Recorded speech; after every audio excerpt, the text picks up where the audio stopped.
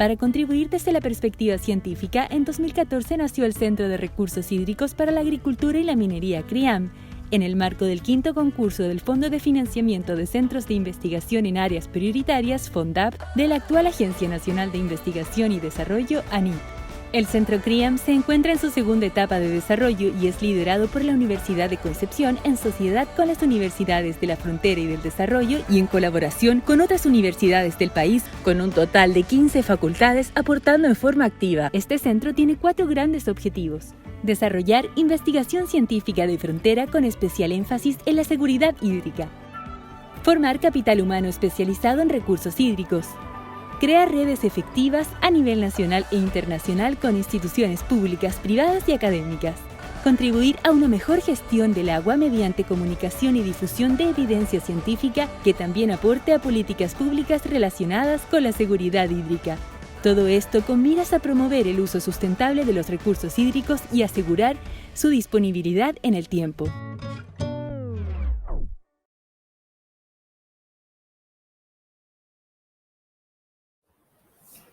Buenas tardes, soy José Luis Campos, profesor de la Universidad Adolfo Ibáñez, y hoy vengo a hablaros de cómo los seres humanos estamos influyendo en los ciclos naturales de la Tierra.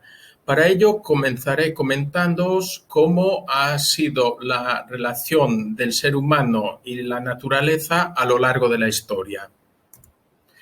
Nuestro planeta data de en torno a 4.500 millones de años, y desde su formación pasaron en torno a 800 millones de años hasta que surgieron los primeros indicios de vida.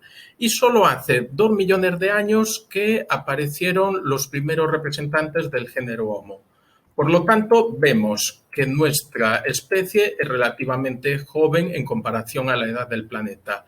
A esto hay que añadirle que el Homo sapiens se ha difundido a través del planeta solo hace 30.000 años.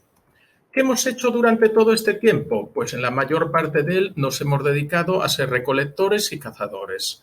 El ser humano se asentaba en un sitio que le proporcionaba los recursos necesarios para su subsistencia y cuando este sitio dejaba de proporcionar los recursos necesarios, iba a otro que se los proporcionase. Esta forma de vida cambió hace 12.000 años. ¿Por qué? Porque ahí las personas se dieron cuenta de que si cultivaban la tierra podrían obtener más alimentos de los que necesitaban en el momento y generar exceso de alimentos para cuando esa tierra no le diera los recursos necesarios. ¿Qué significa? Que podrían disponer de alimentos durante todo el periodo del año y no necesitaban irse a otros sitios. Por lo tanto, con la invención de la agricultura, el modo de vida cambió de ser nómada a sedentario. El descubrimiento de la agricultura trajo consigo también el surgimiento de grandes civilizaciones, por ejemplo, la mesopotámica, que podemos considerarla la primera civilización. También trajo consigo la aparición de conceptos que hoy tenemos muy arraigados en nuestra vida, pero en aquel entonces fueron novedosos, y conceptos tales como el de propiedad. Cuando el ser humano era nómada, ¿qué hacía? Iba de sitio en sitio y tomaba de la naturaleza justo lo que necesitaba en el momento. No había una tendencia a acaparar recursos, pero con la agricultura surgen los excedentes y esos excedentes están asignados a una determinada persona y de ahí surge el concepto de propiedad. Por otra parte, si tenemos propiedad, pueda empezar a haber problemas y para resolver esos problemas en cuanto a quién le pertenece la propiedad, se generó la legislación. Por otra parte, también, fruto de esos excesos, tenemos que el ser humano ahora mismo no tiene que estar constantemente generando alimentos, sino que pueda hacer otras actividades. Y eso dio lugar a diferentes clases sociales. Y finalmente, con motivo de registrar esas propiedades, se inventó la escritura. Al momento de inventarse la agricultura, Hace 12.000 años los seres humanos eran en el planeta en torno a 4 millones. Ese número se mantuvo más o menos constante en torno a 5.000 años y fue a raíz del surgimiento de las primeras civilizaciones que la población aumentó de forma exponencial. De la civilización mesopotámica a el inicio de la era cristiana, la población aumentó de 5 a 200 millones. Estas civilizaciones tuvieron una evolución toda muy similar a lo largo de la historia. Partimos de buenas condiciones, donde había buena cosecha y al haber exceso de alimentos, aumentaba la población. Si aumenta la población, necesitamos más alimentos y con ello intensificamos la agricultura. Intensificar la agricultura significa sobreexplotar el suelo y sobreexplotar el suelo acaba causando que éste se degrade y deje de generar alimentos, con lo cual la población tiene escasez de alimentos. ¿Cómo solucionarlo? Pues bien fácil, se lo quitamos a nuestros vecinos mediante guerras. Y como veis, este mecanismo de evolución de las civilizaciones ha llegado hasta hoy en día. Bien, esto ha sido como ha ido evolucionando la humanidad a lo largo de la historia hasta llegar a mediados del siglo XVIII, donde se produce un hito que marca un antes y un después de la relación del ser humano con la naturaleza, y es la Revolución Industrial. Esta revolución industrial fue una transformación tanto económica, social como tecnológica. Durante este periodo tuvieron lugar grandes descubrimientos que aún en día están vigentes, por ejemplo, el motor a vapor, el ferrocarril, la industria textil, la electricidad, y generó una economía muy estable en las ciudades frente a la economía que había en el campo, que no era tan estable. ¿Por qué? Porque dependía de la agricultura y esta a su vez pues de la climatología. Por lo tanto, la gente del campo, buscando una mayor estabilidad económica, migró hacia las ciudades, trayendo consigo el fenómeno que se conoce como urbanización. Por otra parte, una industria creciente necesita más materias primas en cuanto a recursos naturales y energía. Y ahí ya empezamos a presionar los ciclos naturales del planeta. Finalmente, decir que aparte de los avances tecnológicos, hubo también importantes avances en medicina y esto causó que la mortalidad de la población disminuyera. Esto es muy importante, ¿por qué? Porque aún hacía pocos siglos atrás en Europa hubo varias crisis demográficas causadas por las pestes. Bien, este bienestar social trajo consigo un aumento de la población y la población comenzó a aumentar de forma exponencial y este aumento de forma exponencial aún sigue hasta nuestros días. Por lo tanto, vemos aquí que cada vez somos más personas en el planeta y por lo tanto necesitamos cada vez más recursos en cuanto a alimentos y a energía. Y no solo es que seamos más personas, sino que cada uno de nosotros tiende a consumir cada vez más. Y esto lo podemos ver en las imágenes que muestro en esta diapositiva. Si nos fijamos, una persona en la época prehistórica consumía en torno a 6 toneladas de materiales por año, mientras que una persona en la época moderna consume 89 toneladas por año. ¿Qué significa? Consumimos 15 veces más que una persona en la edad prehistórica. Pensad que la persona antaño usaba básicamente los materiales para cubrir sus necesidades fisiológicas, pero en nuestro modo de vida hemos generado otras necesidades en donde necesitamos entrada de material. Y relacionado con ese consumo mayor de materiales, también tenemos mayores emisiones de contaminantes a la atmósfera y hacia el agua, así como la generación de mayor cantidad de residuos sólidos. Pues bien, vemos que somos cada vez más personas en el mundo y cada vez cada uno de nosotros consumimos más, con lo cual estamos presionando cada vez más los recursos disponibles en el planeta. Esto es cómo funcionamos los seres humanos. Ahora veamos cómo funciona el planeta. El planeta podemos considerarlo como un sistema que tiene varios elementos que interaccionan entre sí y actúan en conjunto, funcionando, digamos, como un todo. El planeta no intercambia materia con el resto del universo, por lo tanto va a tener siempre una cantidad de masa constante, pero sí intercambia energía con el resto del universo mediante la energía que nos llega del Sol, que al final es el motor que hace que todos los procesos que hayan en el planeta ocurran. La Tierra podemos, grosso modo, dividirla en 4 grandes compartimentos. Tenemos la hidrosfera, donde estarían los elementos en fase líquida, geosfera, los elementos en fase sólida, atmósfera, los elementos en fase gaseosa, y la interfase de todas ellas, que es la biosfera, que es donde se genera la vida. Ojo, estos compartimentos no son estancos, sino que hay movimiento de materiales entre ellos debido tanto a reacciones químicas como biológicas y también a procesos físicos, todos ellos impulsados por la energía que nos viene del Sol. Bien, este movimiento de materiales entre los diferentes compartimentos es lo que denominamos ciclos biogeoquímicos y entre ellos destacar los del carbono, nitrógeno, fósforo, azufre y oxígeno. Por lo tanto, vemos que la transformación de los elementos químicos que hay en la Tierra es algo natural del funcionamiento del planeta. Ahora bien, el ser humano está interfiriendo en ese funcionamiento natural del planeta y estamos afectando las velocidades con las que ocurren esas transformaciones de los elementos químicos, perdiendo el equilibrio que había inicialmente.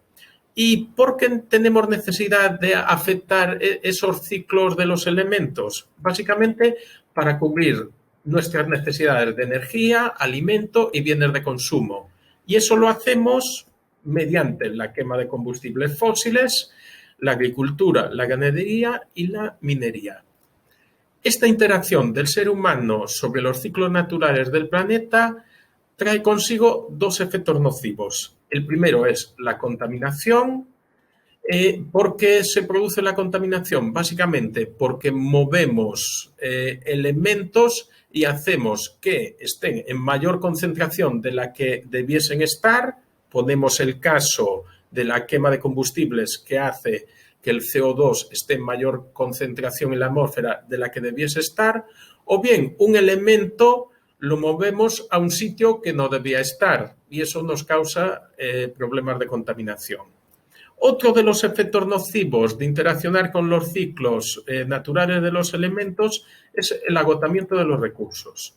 Ahora bien, podemos pensar, ojo, la Tierra mantiene su masa constante, como hemos dicho anteriormente. Sí, el carbono, el nitrógeno, el fósforo que tenemos en la Tierra no se va a acabar. Simplemente lo que vamos a tener es que esos elementos van a cambiar de calidad, van a transformarse químicamente y van a dejar de estar disponibles con la calidad que nosotros queremos. Y eso está relacionado con que, por ejemplo, tengamos en determinadas ocasiones escasez de elementos. Y aquí os pongo el caso de la roca fosfórica. La usamos para producir fertilizantes y esa roca fosfórica contiene fósforo muy concentrado, con lo cual es muy fácil extraerlo y usarlo como fertilizante.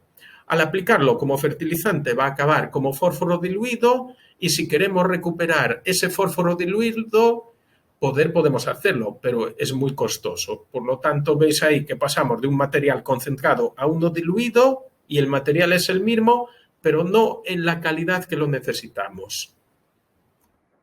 Bien, ahora vamos a centrarnos ya directamente en los ciclos de los elementos, empezando por el del carbono. El carbono en la atmósfera está básicamente en forma de CO2 y este se fija a la corteza terrestre y al océano mediante la fotosíntesis. Cuando tenemos el proceso de fotosíntesis, el CO2 se convierte en carbono orgánico y pasa a formar parte de la cadena trófica. Y ahí los seres vivos que intervienen en la cadena trófica usan ese carbono orgánico para obtener energía mediante la respiración y lo devuelven a la atmósfera en forma de CO2. Por otra parte, los desechos de los seres vivos que intervienen en la cadena trófica son degradados mediante organismos descomponedores, los cuales mandan de nuevo ese carbono en forma de CO2 a la atmósfera, o bien una pequeña parte de él lo pueden dejar en forma de combustibles fósiles en la corteza terrestre. Como veis ahí, hay procesos de fijación del CO2 de la atmósfera hacia la corteza terrestre y otros procesos de emisión del CO2 de la corteza terrestre hacia la atmósfera. Esos procesos tienen unos equilibrios naturales y hacen que haya una concentración de CO2 determinada en la atmósfera. ¿Qué hemos hecho los seres humanos? Pues desequilibrar esas velocidades con las que se emiten y asimila el CO2. Y uno de los procesos que hemos usado para desequilibrar el ciclo del carbono es la quema de combustibles fósiles. Carbono que estaba ahí quieto en la corteza terrestre y no intervenía en el ciclo natural del carbón, ¿qué hemos hecho? Ponerlo en juego mediante su combustión y emisión en forma de CO2. Por lo tanto, la emisión de CO2 la hemos aumentado. Y no solo es eso, es que hemos disminuido la captación de CO2 desde la atmósfera hacia la corteza terrestre, deforestando nuestros bosques. Por lo tanto, veis ahí velocidades que inicialmente estaban equilibradas, las hemos desequilibrado aumentando la tasa de emisión y disminuyendo la tasa de fijación. Pues bien, esa brecha entre esas velocidades ha causado que se acumule el CO2 en la atmósfera. Y esto lo podemos ver perfectamente en este gráfico, en donde tenemos la evolución de la concentración de CO2 en la atmósfera durante el pasado milenio y vemos que hasta el año 1800, que es donde empieza la revolución industrial, la concentración de CO2 en la atmósfera se mantenía más o menos en un nivel constante, debido a que el ser humano intervenía muy poco en el ciclo del carbono. Pero a partir de esa fecha empezamos a intervenir masivamente en el ciclo del carbono y eso trae consigo un aumento de CO2 en la atmósfera y los problemas que trae asociado, que son básicamente el cambio climático. Si hablamos del ciclo del nitrógeno, podemos observar que básicamente el nitrógeno va a estar mayoritariamente en la atmósfera. Hay determinadas plantas y bacterias que son capaces de fijarlo a la corteza terrestre y a partir de ahí entraría a formar parte de la cadena trófica. Los desechos de los seres vivos que participan en la cadena trófica se descomponen, básicamente lo que sería proteína vegetal y animal, para darnos amonio.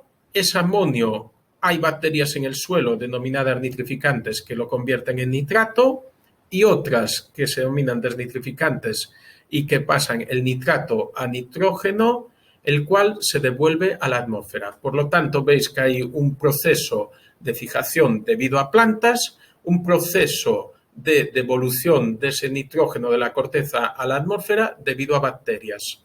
Los seres humanos hemos de nuevo intervenido ese ciclo mediante la fijación masiva de nitrógeno a la corteza terrestre y esto está asociado a la industria de los fertilizantes. Convertimos el nitrógeno de la atmósfera en amoníaco, el cual usamos como fertilizante y aplicamos masivamente para obtener alimentos.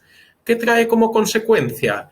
Que el suelo no es capaz de gestionar todo el nitrógeno que estamos aportando, con lo cual esos compuestos de nitrógeno van a escurrir a través del suelo y contaminar las aguas. Los principales emisores de contaminación de nitrógeno los tenemos aquí. Serían nuestras viviendas, la industria, la ganadería y la agricultura. Los dos primeros focos de contaminación, en principio, no deberían ser tan problemáticos. ¿Por qué? porque los efluentes de nuestras casas y de la industria los podemos captar mediante alcantarillas y llevarlos a una estación depuradora de aguas y ahí aplicar un proceso similar al que tenemos en la naturaleza. El amonio primero oxidarlo a nitrato y luego el nitrato convertirlo en nitrógeno, el cual se devuelve a la atmósfera. Ahora bien, los dos últimos focos de contaminación, que son la ganadería y la agricultura, sí que son problemáticos. ¿Por qué? Porque estos son focos de contaminación difusa, porque nosotros aplicamos purines al terreno y aplicamos fertilizante y como están en exceso, el suelo no lo dan asimilado y acaban contaminándonos generalmente el agua subterránea. Por lo tanto, si nosotros queremos tomar ese agua, ¿qué debemos hacer? Darle un posterior tratamiento en una planta potabilizadora antes de consumirla. El problema de contaminación de aguas por compuestos nitrogenados lo tenemos presente en Chile y concretamente está afectando a la región central. Finalmente, hablaremos del ciclo del fósforo. El fósforo básicamente está presente en rocas fosfóricas, las cuales mediante las condiciones climatológicas se van erosionando poco a poco, liberando fósforo, el cual es soluble en agua y entraría a formar parte de la cadena trófica. Los desechos de los seres vivos que forman parte de esa cadena trófica se degradarían en el suelo, devolviendo el fósforo, el cual acabaría en las aguas. Ojo, la cantidad de fósforo que acaba de forma natural en las aguas es relativamente pequeña, por lo tanto no nos causa problemas de contaminación. Y ese fósforo en las aguas acabaría formando precipitados y a lo largo de mucho tiempo esos precipitados acabarían formando las rocas fosfóricas iniciales. Los seres humanos, de nuevo, hemos afectado este ciclo mediante la minería. Estamos extrayendo fósforo con el objeto de generar fertilizantes, los cuales aplicamos de forma masiva al suelo y acaban en el agua, de esta vez sí contaminándola. Para eliminar el fósforo del agua, lo que hacemos de nuevo es aplicar sistemas de tratamiento y en este caso el fósforo se elimina mediante el propio crecimiento de las bacterias que estamos usando para tratar las aguas residuales. Las bacterias, al tener materia orgánica que están consumiendo, crecen y en ese crecimiento asimilan nutrientes como nitrógeno, fósforo y por lo tanto ese fósforo que era antes un contaminante queda atrapado dentro de la bacteria, la cual la sacamos de la depuradora y la consideramos un residuo y acaba habitualmente en un relleno sanitario. Si nosotros tenemos en cuenta la cantidad de reservas de rocas de fósforo que tenemos en el planeta y la tasa a la que estamos extrayéndolas, es fácil calcular que nos quedan reservas para 80 años. Por lo tanto, ¿qué estamos haciendo? Convirtiendo el fósforo concentrado que está en las rocas en fósforo diluido, que luego va a ser imposible aprovecharlo o muy costoso, y esto lo vamos a hacer en un ritmo de 80 años. ¿Qué podemos esperar? Que la naturaleza nos convierta ese fósforo diluido en rocas fosfóricas. El problema es que la naturaleza tarda de 10 a 15 millones de años en hacerlo, con lo cual el proceso natural de formación de rocas fosfóricas no nos va a solucionar el problema. Bien, podemos darle otra visual a este problema y decir, bueno, no solo hay esas reservas de fósforo que he puesto, sino que hay otras que tienen menos calidad que también podríamos aprovecharlas. Con eso podríamos tener fósforo para 300, 400 años. Eso sí, teniendo un coste mayor la producción de fósforo, porque si la roca está menos concentrada en ese elemento, va a ser más caro producir fertilizante.